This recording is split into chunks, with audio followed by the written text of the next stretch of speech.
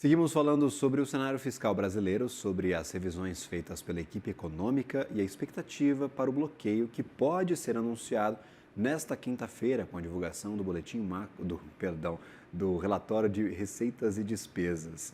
Eu converso agora com Tatiana Pinheiro, economista-chefe da Galápagos Capital. Seja bem-vinda à nossa programação. Tatiana, muito obrigado por estar aqui conosco, ceder parte do seu tempo a conversar com a nossa equipe. Bom dia, obrigada pelo convite. Qual que é a expectativa para este anúncio de quinta-feira? Deve haver bloqueio no orçamento e este bloqueio pode ser um bloqueio bastante relevante depois de alguns meses sem boletim, sem esse relatório de receitas e despesas. Afinal, o orçamento no Brasil atrasou e atrasou bastante. Olha, a expectativa do mercado é em torno de 10 bilhões entre bloqueio e contingenciamento. E o próprio ministro Haddad deu entrevistas falando que a discussão está com o Lula, né? Então ele entregou lá o que ele pretende, né? A situação das contas, e entregou o que eles estão imaginando fazer, o que, que é possível de medidas, e que agora o Lula, né, que vai bater o martelo nesses valores. Né? Então, mas eu acho que muito provavelmente vai ser por volta desses 10 bilhões que foi aventado aí, que tem sido aventado desde a semana passada, essa primeira revisão de receitas. Primeira revisão não pode se falar bimestral, como você ressaltou, veio atrasado por conta da aprovação tardia do orçamento desse ano, né? Mas é a primeira revisão aí desse período até maio de receitas e despesas, né? Eu acho que vai ficar mesmo por conta desses 10 bilhões. O ano passado, nesses momentos, né, que eram antecessores da divulgação do relatório de receitas e despesas, o mercado ficava mais tenso, o mercado estava mais atento aí aos dados fiscais, e a maioria desses relatórios, né, dessas revisões, elas frustraram a expectativa do mercado. E aí tinha sempre uma reação tanto pré como pós, uma piora no câmbio, uma piora no mercado de juros. Eu acho que isso ficou um pouco claro para o governo, a importância, né, de você ficar em linha com as expectativas que são formadas, né? Então, eu acho que vai ficar por volta desses 10 bilhões mesmo. A pergunta é se isso é necessário. É lógico que o mercado não tem esse valor como o valor para o ano. O mercado ele tem uma expectativa que para o ano seria necessário em torno de 30 a 40 bilhões entre contingenciamento e bloqueio, mais um início de revisão já com 10 bilhões seria positivo. Não vai ser visto como resolveu a necessidade de ajuste das contas públicas para o ano, mas é um primeiro passo bastante positivo. É importante que realmente o governo tenha aprendido essa lição do ano passado e não frustre as expectativas. Agora, você fala em 30, 40 bilhões necessários nas contas do mercado. Seriam necessários para cravar na meta de déficit zero ou para ficar na banda, Tatiana?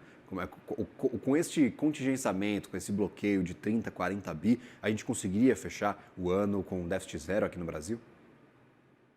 O mercado sempre faz a conta do centro da meta. Né? Então, o mercado sempre faz a conta do centro da meta. Esse ano, a gente tem que lembrar que o primeiro trimestre foi bastante positivo, né? O acumulado do resultado primário do primeiro trimestre foi 50 bilhões, um pouco mais de 50 bilhões de reais em superávit. Então, a gente tem uma gordura aí no primeiro trimestre, é um resultado bem mais superavitário do que nos outros anos. Fora isso, por conta da resiliência da atividade econômica, como o entrevistado anterior comentou, toda a parte de arrecadação, a arrecadação continua performando bastante positivo, né? Então, a necessidade, a priori, né? Várias necessidades de gasto podem aparecer aí daqui para o final do ano, e surpreender a gente, mas a princípio com a boa performance da arrecadação, essa gordura que foi acumulada no primeiro trimestre, o alcance da meta, que é um equilíbrio das contas entre despesas e receitas não financeiras para esse ano, é uma necessidade de ajuste aí, na parte de gastos entre 30 e 40 bi, que não é tão relevante assim. Eu acho que é possível alcançar. Perfeito. E aí, por exemplo, eu queria casar essa avaliação com o que a gente teve ontem no Boletim Macrofiscal de Perspectivas para a Economia Brasileira pelo Ministério da Fazenda.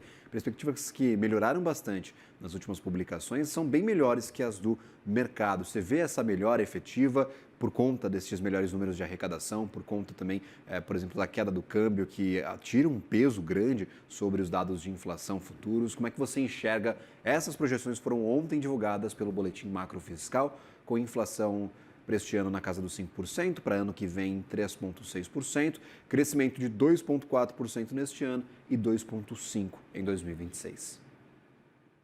É.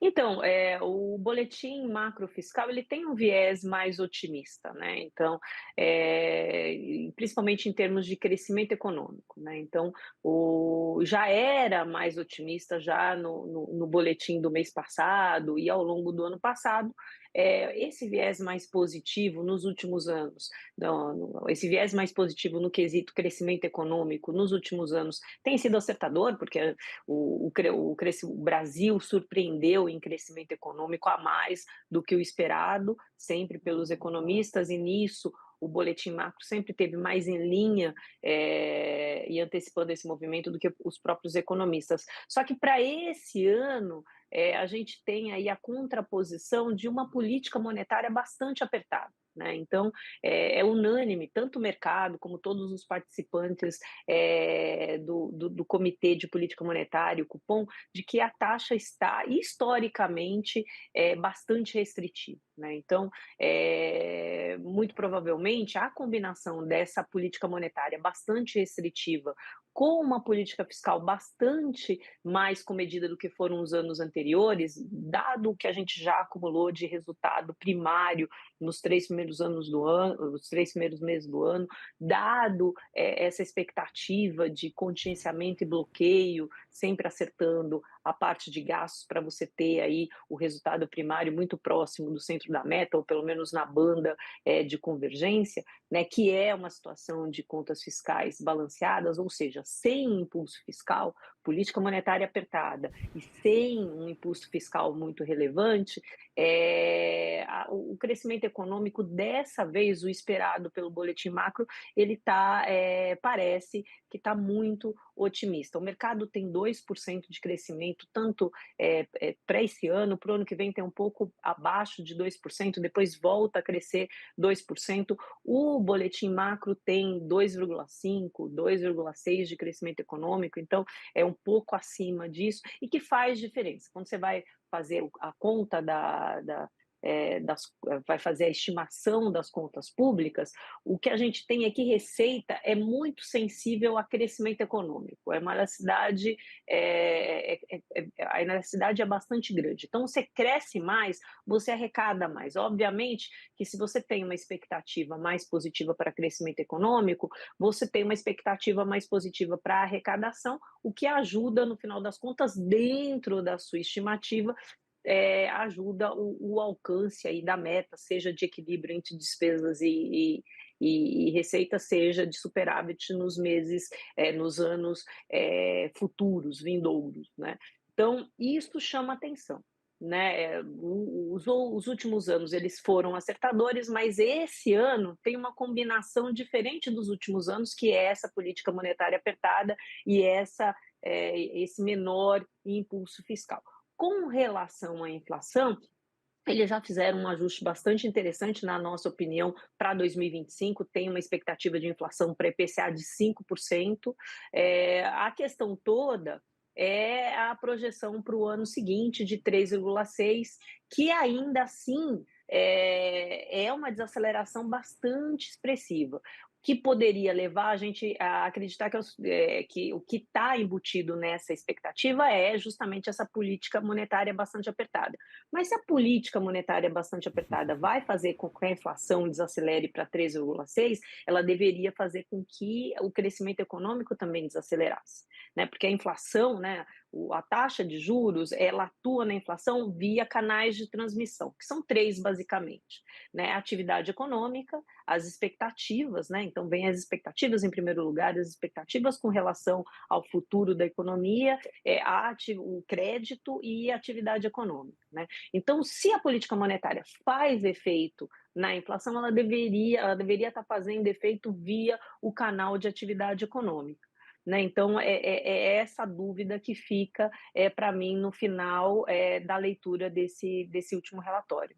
Se a taxa de juros vai fazer efeito sobre a inflação, deveria fazer efeito sobre a economia também. E a gente está talvez colocando na conta o bônus, mas não o ônus de uma taxa de juros em 14,75%. Esse seria um dos pontos de atenção para essa leitura do próximo ano, para esse crescimento de 2,5%.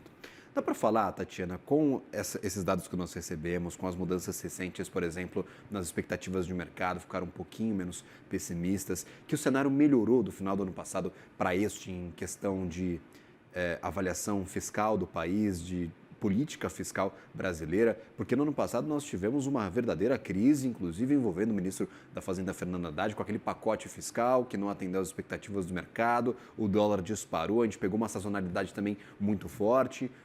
O cenário melhorou do final do ano passado para este, em avaliação das contas públicas para este curto prazo?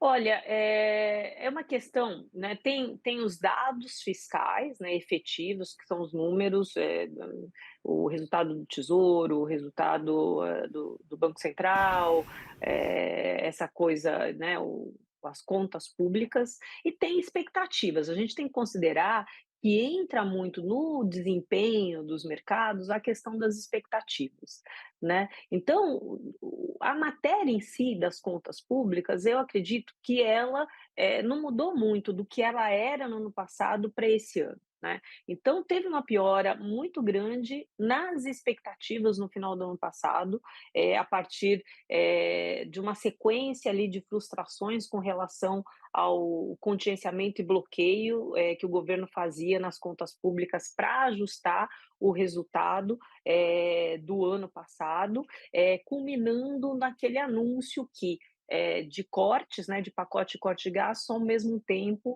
que pré-anunciava a intenção de mandar um projeto de isenção do imposto de renda para quem ganha até R$ 5.000. Né? Então, aquele ato final culminou ali numa piora muito grande das expectativas com relação às contas públicas, né. De lá para cá, o que aconteceu? O governo realmente mandou o projeto de lei, de isenção do imposto de renda para quem ganha até R$ 5.000. Então, ali naquele momento, no final do ano, era uma ideia, né, era uma intenção, né, e que virou realidade, não deixou de virar realidade.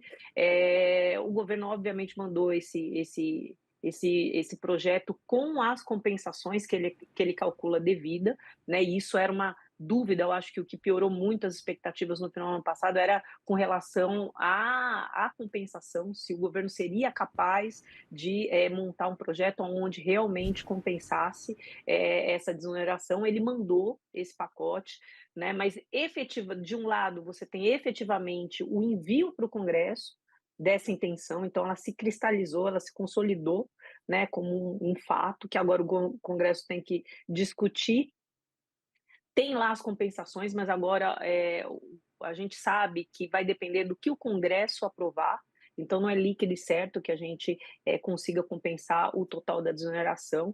Então a gente continua com essa questão de desoneração do imposto de renda sem uma certeza de se a gente consegue compensar essa redução na arrecadação ou não. Então, é um quadro muito similar ao do final do ano passado.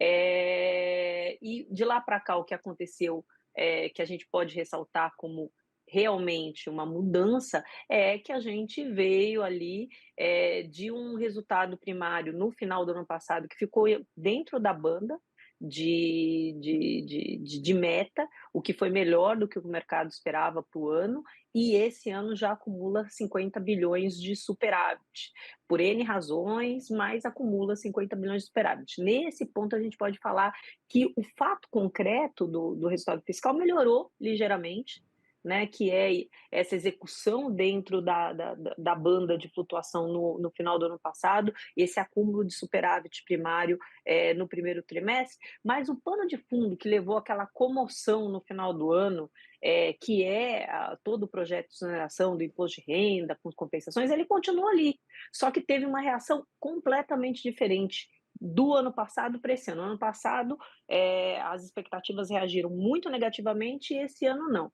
Tem várias coisas que estão inventadas aí. Por exemplo, no final do ano passado, você não tinha uma discussão, não estava nos preços um trade war, que foi uma coisa que foi precificada agora no começo do ano. Pode ser que o mercado tenha mudado o foco e no começo do ano tenha dado muito mais atenção aos passos da economia internacional do que da economia doméstica.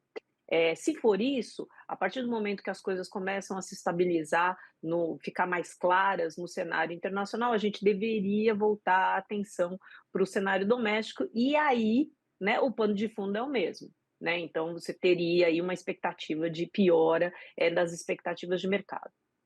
Ou, né, o que a gente pode chegar a constatar é que no final do ano passado houve, né, se você não tiver essa piora, que faria sentido, nas expectativas de mercado, se ainda mesmo com o cenário internacional ficando cada vez mais claro, com as negociações dos Estados Unidos com os países andando e esse cenário internacional deixando de ser foco, se o mercado continuar desempenhando bem, a gente pode chegar à conclusão que o que houve no final do ano passado foi um exagero, né? E que as contas fiscais elas são um problema no Brasil, como elas são há várias décadas, provavelmente vão continuar sendo uma questão aí a ser trabalhada no Brasil, mas que aquele aquela expectativa tão negativa do ano passado, ela não se sustentava nos fundamentos, né? Então, isso é uma prova, que eu chamo a prova do pudim, que a gente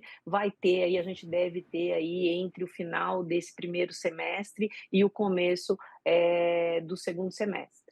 Perfeito. Vamos ficar bastante atentos ao final desse primeiro semestre, começo do segundo, prestar bastante atenção nesses dados efetivos das contas públicas brasileiras e também como se desenrola essa guerra comercial que dá uma dificultada na leitura do cenário aqui para o Brasil, porque isso acaba impactando de diversas formas a nossa economia. Tatiana Pinheiro, sempre bem-vinda à nossa programação. Obrigado por nos atender nesse comecinho de terça-feira. Lhe desejo um ótimo dia. Bom dia a todos.